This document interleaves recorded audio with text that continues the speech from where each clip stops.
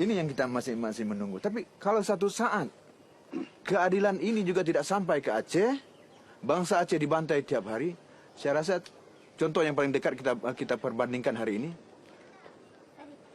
kesabaran bangsa Palestina. Anak-anak kecil taruh bom di pinggang, masuk ke Israel.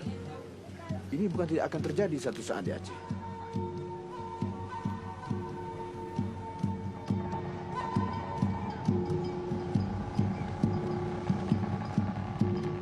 Proxies, mad dog pills, to make them crazy.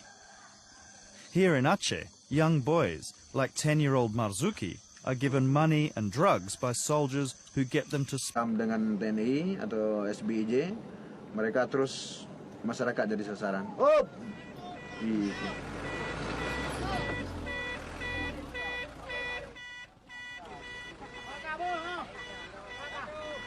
Bridges here are designed to be quickly dismantled, to slow the military's advance.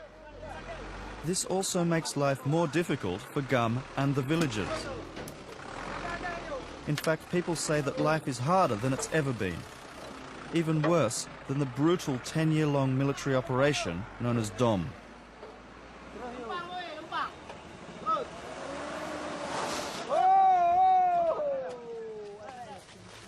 Ishak Daud is taking me to a gravesite where 9 civilians are buried. Victims, he says, of state-sponsored terror. DOM parah juga, tapi tidak pernah dibunuh satu hari dalam sekelip mata sampai 35 orang. 9 orang masyarakat sipil yang tidak bersalah, anak-anak kecil diambil, dipotong, ditanam hidup-hidup. Jadi masa DOM tidak pernah sampai segitu. Satu dihabisin. Kalau saudara, saya sudah turun ke lapangan, hari ini melihat GAM. Kenyataannya GAM adalah di masyarakat. GAM dilindungi oleh masyarakat, GAM dibiayai oleh masyarakat. Jadi kalau mereka mengatakan tiap hari GAM terjepit, GAM sudah kewalahan, Ishak Daud sudah dicari kemana-mana. Tapi hari ini saudara sudah turun kemari. Apa pendapat masyarakat yang sudah saudara wawancari, macam mana GAM bergaul dengan masyarakat, di mana GAM tidur, siapa yang biaya GAM, itu kan sudah jelas.